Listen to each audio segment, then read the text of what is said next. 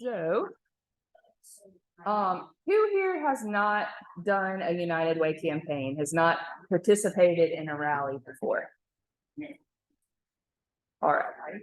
So we have a few new hands, and for some of y'all that have done this before and have participated in rallies before, this is going to be a lot of familiar stuff. But we want to make sure that we give y'all a refresher because United. Can everybody hear me? Okay. So United Way worldwide has kind of refreshed our messaging, has made it more action oriented, has made it more human focused to really they did a lot of marketing on their end to, can we change the display settings on that? So they did a lot of marketing on their end and market research to kind of identify what were some effective messaging tools. So really the objectives for today is really to understand our local United Way, understand, since y'all have done this last training, there's been new programs that we've introduced. We want to understand what our mission and vision is. We want to learn the who and the what of the United Way of Southwest Alabama. We want to gain the tools to address some commonly answered questions that people ask all the time about United Way, who we are, what you're doing, and how y'all interface with United Way. We want to learn how to give a persuasive United Way speech, and that's where our speakers, Dr. Cherie Broussard and Michael Brown, are going to come in.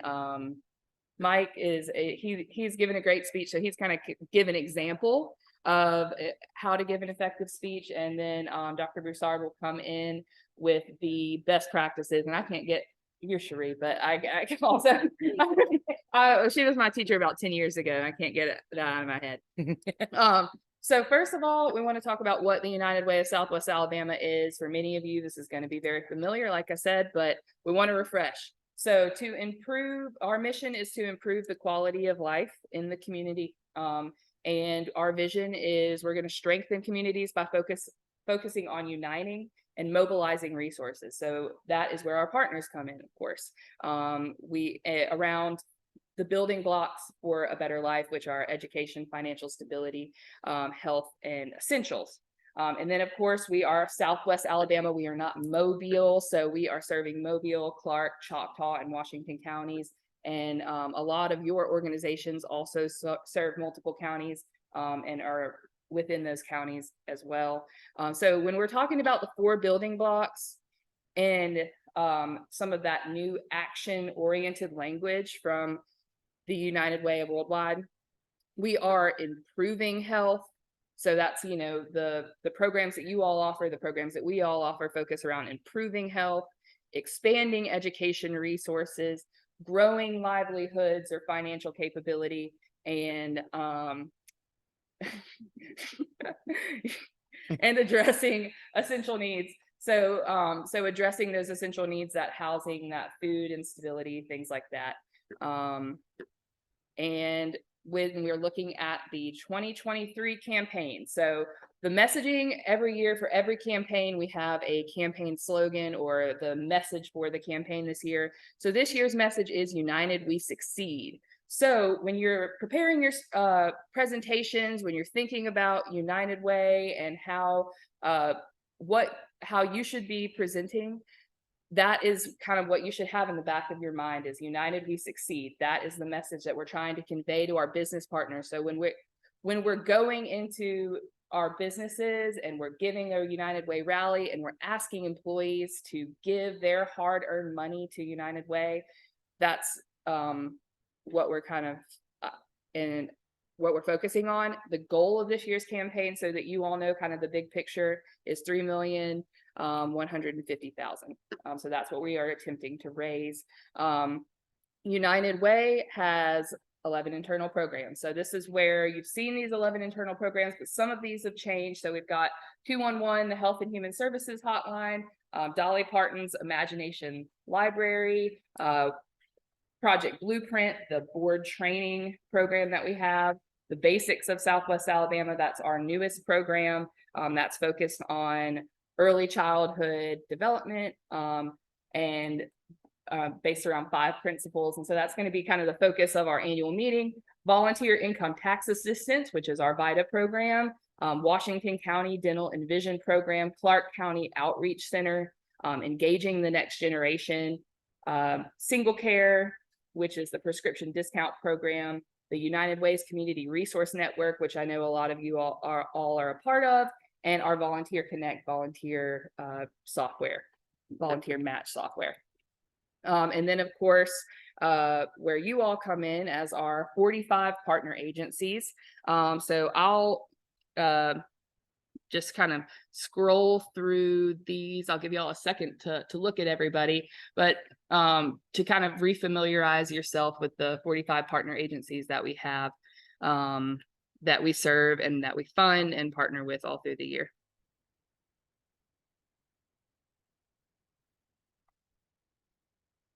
So, did you? I was going to say, when scrolling through that, y'all might notice that we have a reduction of one partner agency. We work with AltaPoint, and they decided that the dollars that are raised during the United Way campaign can be better invested in the community through the agencies that we have. So AltaPoint won't be considered a partner agency any longer, but they'll be a community collaborator, and we'll still work with them throughout the year on any mental health, needs that arise. Yeah, and that's important to know as you're listing out. So for those of you that don't have the context on where I came from, I was worked for United Cerebral Palsy, one of the partner agencies, for 5 years. And so I was in y'all's seat. I did this training, and I would often list off maybe one or two other partners, that we collaborated with. We worked really well with Goodwill. As many of you do, we worked well with other organizations. So I would maybe have 2 in my back pocket, 3 in my back pocket as a partner, to discuss how those partnerships are effective and helped us as well.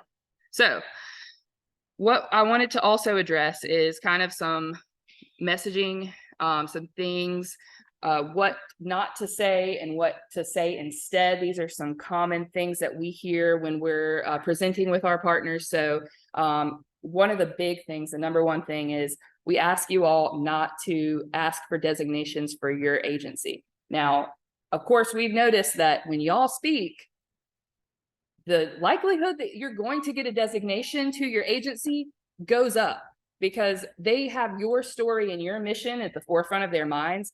But we ask that you don't ask that specifically. So instead of saying, when you designate or give to our agency, you can say something along the lines of, you're ensuring a better life for all the people in the community.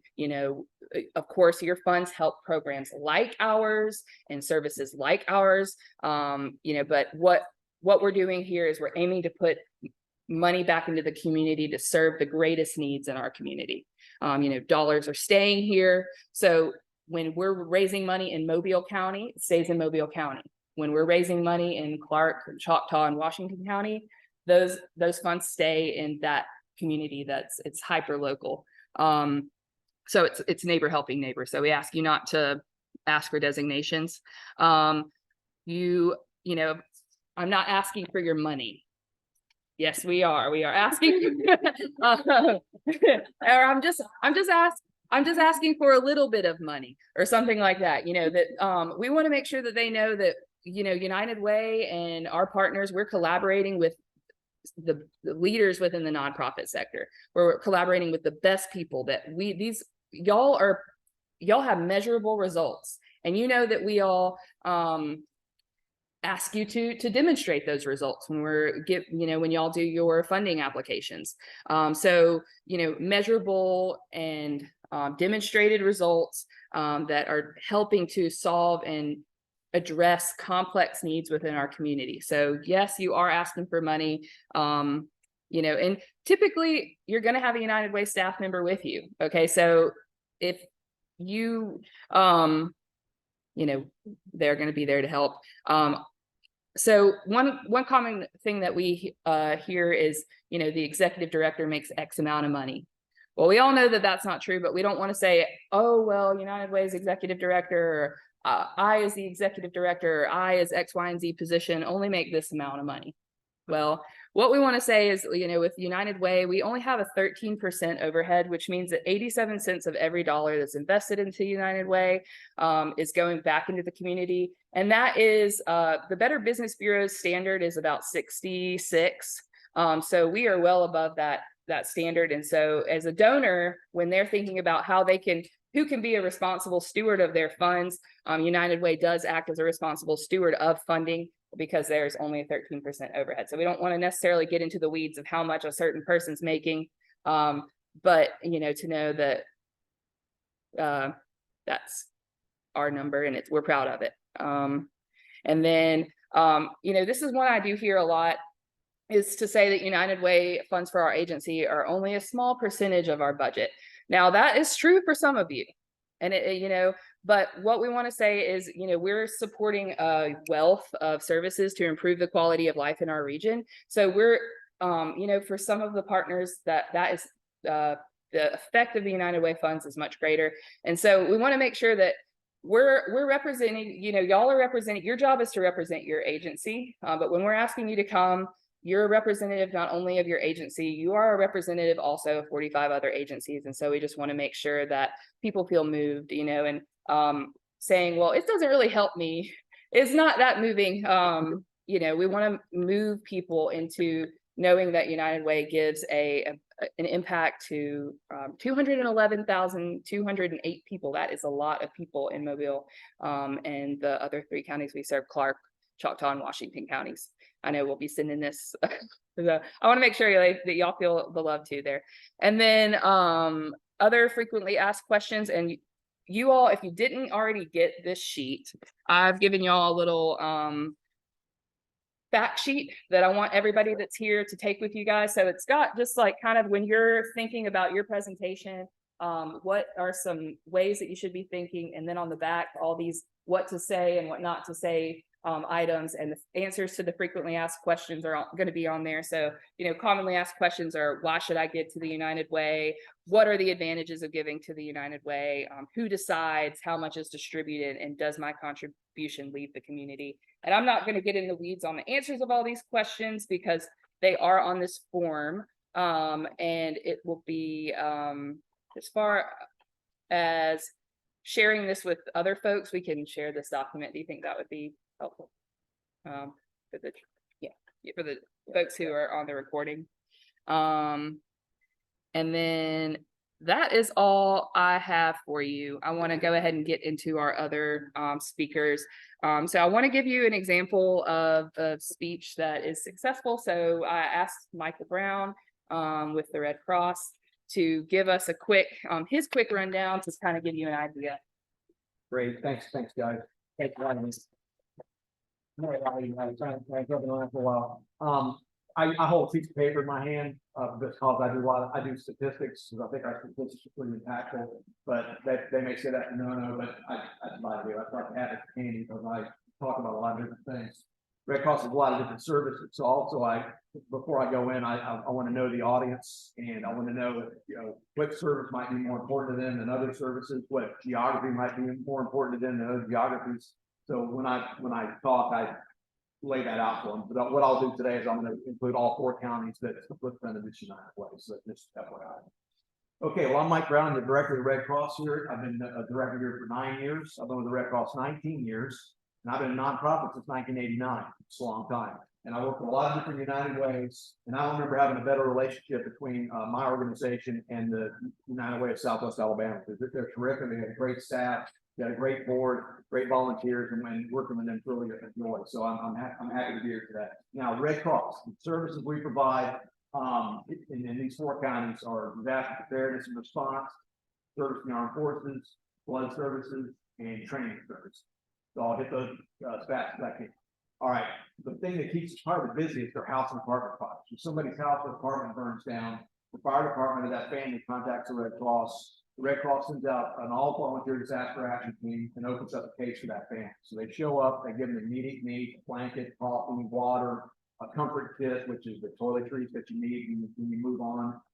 They talk to them about insurance. They talk to them about a place to stay, how to replace birth certificate, how to replace medicine. They talk about all those different things. And when they open up a case, they really start taking care of that family. And one of the things they do is give them a prepaid debit card called a client assistance card, which they can immediately go out and buy brand new clothes, shoes, eyeglasses, medicine, a couple of nights in a hotel, whatever that family might need. So all families in those conditions are different. So that's immediate. And again, the case is ongoing. They follow up with that family afterwards. And, so last year's statistics, in these 4 counties, we responded to 230 fires. We helped with 600 clients. And just the direct financial assistance to those cars, not the fuel, the cars, the volunteer, the training for the volunteers, just the direct financial assistance was over $174,000 in 1 year. So that made a big impact on those families. We also have a home fire protection program where all volunteers go out into the community, into at-risk neighborhoods, and they do install free 10-year smoke detectors in houses that need them. And we go over an escape plan, and by the time we leave that house, they're far less likely to perish in fire. So that's a big push that we have. And we've actually, I just heard on a conference call, our region is second in the country for life saved through that program. So that's exciting. Disaster preparedness and response. During blue skies like today, the Red Cross is out there all year long, recruiting and training volunteers to make sure we have volunteer base, getting materials in place. We have disaster emergency supplies that we have in disasters like rakes, shovels, tarps, bleach, gloves, cleanup kits, all the things that people need to get their house, squared away. That we give those at a point of distribution or on the streets with our street feeding and emergency response vehicles during a big disaster. So we're always looking for new feeding partners, we're looking for new shelter partners, so we have all that stuff lined up ahead of time, so we're ready to hit the ground running when the time comes. So we also members of FOAS, we work with our partner agencies to make sure that there's no duplication of efforts, which is very close to EMA as well. Blood services, there's a need for blood every 2 seconds in this country. We have 21,000 blood transfusions a day with Red Cross blood. Red Cross provides 40% of the nation's blood supply, making us the biggest supplier, and it's real big local here. And we collected 2,315 units last year of blood. Every unit of blood can save 2 lives. And we also have a blood diversity summit this year, which is the first one we've had, and we're trying to get more diverse blood drives to help sickle cell patients because it's really important. I could go through the science back there, I couldn't. But I could try to get through the science about how you match up donors through ethnicity. It's very important for sickle cell patients to have that done properly. So we're really having great success in having more diverse blood drives here in Southwest Alabama. Service in our forces, we do get to know it before you need consultations. And if somebody's going to the military, we meet with them and their families. We talk about coping with deployments when they're deployed. We talk about what to expect. We also tell them how to contact the Red Cross. Red Cross has been doing overseas communications with military, Spanish American War. And if somebody has a crisis at home, like a birth, a death, or critical illness, the Red Cross is the organization that facilitates that travel and communication with the military. And we have been doing it for well over 100 years. And we also have reconnection workshops, which are newer programs. And when we come back from deployment, we're able to reconnect them with their family, reconnect them with society, maybe places rent, and make sure they're back, ensconced in the community and society again after their service. And last year we trained 2,375 potential lifesavers, CPR, AED, first aid training here. And we do all these things, we do all these services. We're mandated by Congress to do it. In 1900, we were mandated by Congress to provide services to the American people, but we weren't given any money to do it. It's an unfunded mandate. So ever since then, we've been training volunteers, collecting blood, and raising money to do what we do for all these years. And if it weren't for organizations like the UWSWA Southwest Alabama, we wouldn't be able to do what we do. What they do is they improve the community through all our agencies, and the Red Cross absolutely relies on that support to do what we do every day. So please consider giving generously to the United Way.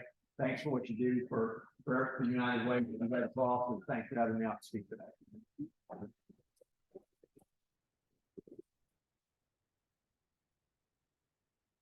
It's about 5 minutes.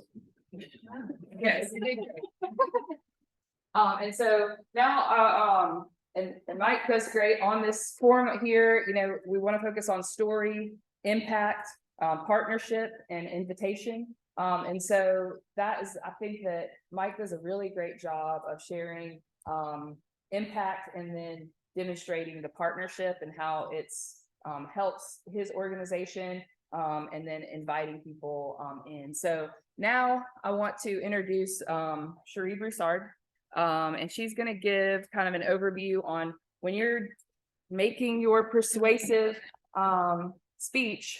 She is really great at kind of highlighting the how to do that. So. Okay. Okay, all right, good morning, everybody, and great job. Thank you. Thank you. So, when he said, I don't know if I should hold the paper in my hand, please hold something in your hand that keeps you on track. Because, I mean, you can do it without it, but we don't want you going in with a speech you read.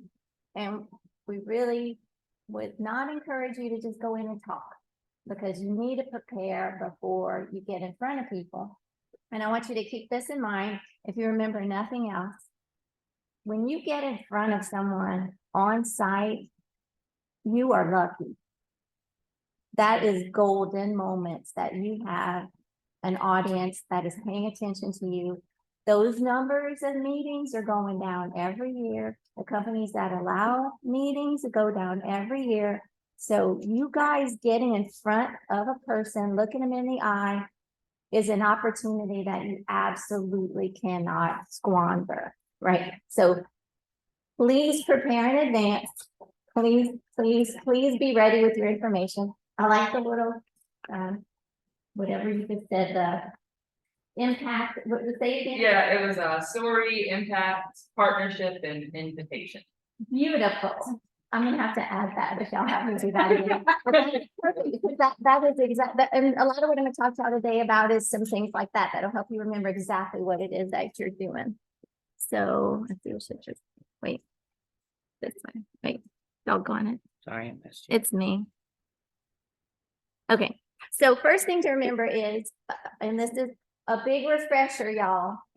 I'm gonna say it right now. A lot of this is stuff that you had in school a long time ago, but it never hurts to get reminders about these sorts of things. So one of the main things to remember is when you are in front of people, you have a chance to communicate with them. The goal is not shouting information at them. The goal is to understand and share meaning. So you want them to understand the things that you're saying. So being able to package it tightly and concisely is extremely important. Source, message, and receiver are all important. So one of the things he did was he enhanced his own credibility by talking about how long he had been with the agency, how much experience he had, right? So whenever you can do things like that to enhance your credibility as a speaker, please take the opportunity to do that. And always, always, always prepare in advance. Always. And I did my share. I don't know if they know, I worked at United Way here way back in the day, a long time ago. And I mean, I've been out, Kimberly Clark at 4 a.m, those kinds of things, so I've been there, done that, got the t-shirt. And when I left United Way, the company I went to, they made me their key person. So I finished the campaign materials and then went be a key person. It was the weirdest thing ever, but it worked. But anyway, so prepare in advance and remember that when you're preparing introduction, body, conclusion, and when you're thinking about your body, think in advance about what are your main points. Even to this day, like when I'm getting ready for media interviews, when I'm helping the commissioners get ready for media interviews, when I'm helping them write speeches, what's your 3 main points? What are the 3 things you want people to walk away with? And the more you can say it in just as briefly as possible, what your key points are, you can repeat as necessary so that they stick. Take advantage of those opportunities. Let's go to oh, very good. Okay, this is mine. I have copyright on there because I'm working on a book about this from all my years teaching. I've kind of refined this through the years, but you can't not consider your purpose. Like what I call it pauses: purpose, audience, useful, strategic, evaluation, and specifications. And I'll go through the list here. But what is your purpose? Is your purpose to inform, to persuade, to educate, to entertain, to document, whatever? Whatever your purpose is, you're going to communicate differently based upon what your purpose is. Even when we do social media posts, right? We could take the same bit of information and flip it. It can be informative. Oh, I don't know. I can't think of anything right now to say 5. Escatawpa Hollow Parking Campground is open, whatever. That's informative, right? Flip it to be persuasive is come on out and enjoy this beautiful beach at Escatawpa with your family, right? You could flip the same exact information, the hours of operation or whatever, flip it to be informative, flip it to be persuasive, but you have to treat it a little bit differently. I got a little. So what's your purpose? Who's your audience? And Michael talked about that as well. Consider who you're going to be speaking to. If you're on a factory floor and you're speaking to primarily blue collar workers, it may be a little bit of a different presentation than when you're speaking to the executives. It may be the agencies you choose to, or the agencies that go may be different. The things you choose to talk about may be different, but make sure you consider who your audience is. And then how can you make it useful to them? You know, folks don't want to sit around listening to things that they don't see having a takeaway from. And is it strategic? Are you staying on message? So in this case, you being strategic is you connecting the dots between United Way of Southwest Alabama and all its agencies, including your own, providing these services to our entire community. So it's a continuum of dots. And then how will you evaluate your success in whatever it is you're communicating? Well, in a lot of cases, it's going to be, did some donations happen, right? And then specifications are important. So if you have 3 minutes, talk for 3 minutes. If you have 5 minutes, talk for 5 minutes. If they ask you to cover something in particular, cover what they want you to cover. So all of that is very important. So when you are speaking on behalf of United Way, and we already gave it away, but you're speaking, your purpose is to be persuasive and to get the dollars and get those pledge cards. And so this is the difference is when you're informing, you're enlightening, you're sharing information, you're educating. So if you're going to give it inform an audience about your agency, you might talk about the year it was founded, or the services you provide. That may also be important when you're persuading, but you're going to add to it and have a lot more things. So here's where we go. So when you're trying to persuade, you are trying to advocate, you're trying to influence, you're trying to get them to do something. So you are building a case for them to do something all along the way. Very good. And okay, a couple of things to remember. And that's when you're trying to persuade people is you make a claim and you back it up with evidence. So if you'll say, we do this, we provide blood services, and he backs it up with evidence with, we did this many 2,300. Right. So you see, make a claim, back it up with evidence. Whatever it is that you do, whenever you're making a claim, you always back it up with evidence, because that enhances your credibility and it makes things be sticky. So that's important. Always give reasons to give, and make sure that you mix logic and emotion. Like you aim for both. You can't just give a bunch of fact, and hard numbers, whatever, and not tie to someone's heart, because the heart leads to the purse strings, and your goal is to get donations in here. So this is a little bit, there's some psychology involved with pulling people's, psychology involved with getting them to want to give. You've got to touch their head, you've got to touch their heart, you've got to build a case, like I said, make a claim, back it up with evidence, and choose the ways you're going to do it. You don't want to necessarily go negative, but sometimes if you sort of inoculate with an argument and then give a reason why yours is the best option to follow, that's good. It might not be great in this case, but that does sometimes work. So if people, if they start arguing with you sometimes, or saying ugly things, you can always come back and say why this is a superior option. So a couple more things on psychology, and this is going to take a minute. So we know that we can't progress from the very basics to higher levels of being until our basic needs are met. And so when you're speaking to an audience and you're trying to get people to give, you've got to consider this.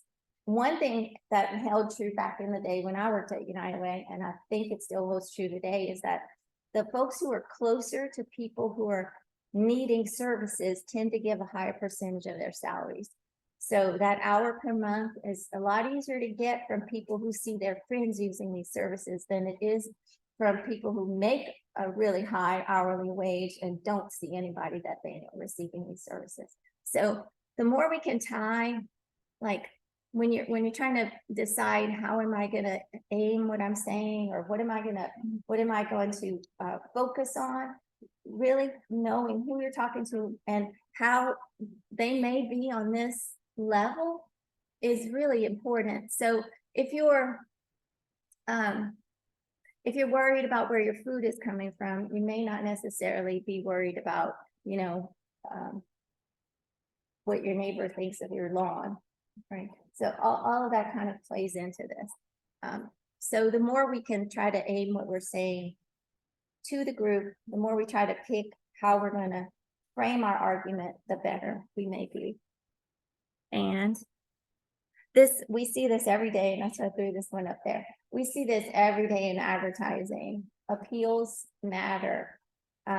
When we're trying to decide what are we going to appeal to? Are we going to appeal to people's need for to be admired? Are we going to appeal to people's fear of maybe they could be in those circumstances? It's not necessarily fear appeals are not necessarily a bad thing, because you don't want to scare people, but you do want to tap into what may be there and what may help further the cause. So a lot of these things we see in advertising, it works for persuasive speeches. It works for convincing people to open the purse strings as well. So think about what kinds of appeals you could use in your pitch.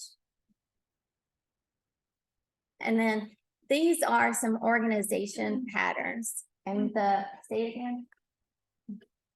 Story, impact, partnership, and invitation. Story, impact, partnership, and invitation. I'm gonna have to put that one up there. When you have a pattern, it works. You might as well use what you know works. That is beautiful. And I come from like advertising and speech making world when I was a professor, but AIDA, attention, interest, desire, action, when you're putting a speech together, those are some of the easiest words to follow. How do I get these people's attention? How do I build their interest in what I'm talking about and what I'm trying to get them to do? How do I encourage them and build that desire to do it? And then what do I want from them?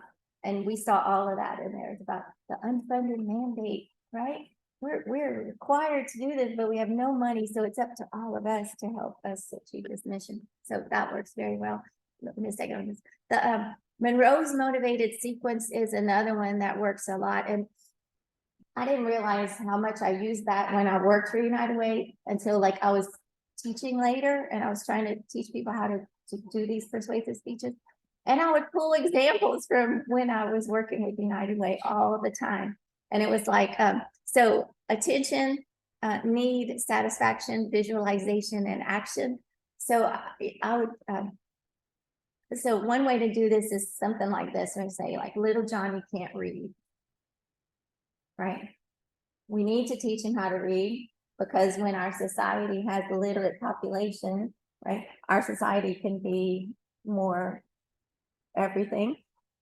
So you need to give. So our agency and other United Way agencies can help him read to improve our communities to get, so you like, it could just keep on going with that one. There's others like problem, cause, solution, all these sorts of things, but those two work really well. And say it again. Story, impact, partnership, and invitation. There we go. All right. Sorry, Lauren. Yeah. So when you're pulling your presentation together, and again, please prepare in advance. Don't wing it. Because your moment in front of people is a rare opportunity. So take advantage of having that opportunity. So when you're doing things like this and you're pulling together, it could be as simple as this on an index card. It could be something type, but again, please don't go in with a written speech that you read to people because nobody likes that. And again, and don't wing it. So the best thing to do is to have little bullet points or things to keep you on track while you're talking. This is really sad, but I'm going to share this anyway. I may overshare. There was a point in my career where I was an alumni director for a university, and I was always like, when we would be in front of all these people, and I would have just a tiny bit of time to make any points I had to make. And a lot of times I would write my notes on my hand because we were having, coffee flows or whatever. And I got to the habit of the first thing I would write was say something nice.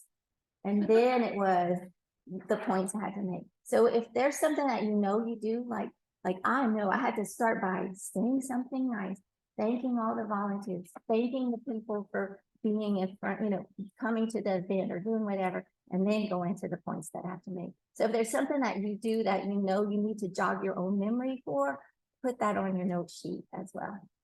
But again, don't go with a full manuscript. Don't wing it. So whatever little happy medium you have, use it. And please prepare in advance, however you're going to need to do it, and be ready to build a case for the people in your audience to give to United Way and support all the agencies and improve our community. Right. So again, connecting the dots every chance that you get. All right. I think that is, that's it. Yay. That's it. Questions and suggestions. I guess that's the other thing. Again, refresher. But it never hurts to have a refresher. All right, y'all. Thank you very much. Thank you.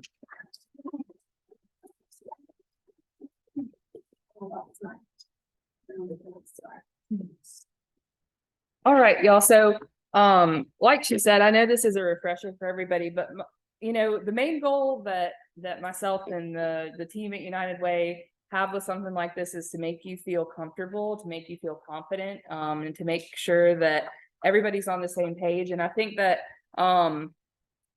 that's why really I think on this sheet, I really wanted to enforce, we want to make sure we're communicating about the audience. When we're going into a blue collar, like Kimberly Clark situation, what do you need to wear? Like a lot of the times you need to, at least at the very minimum, have closed-toed shoes.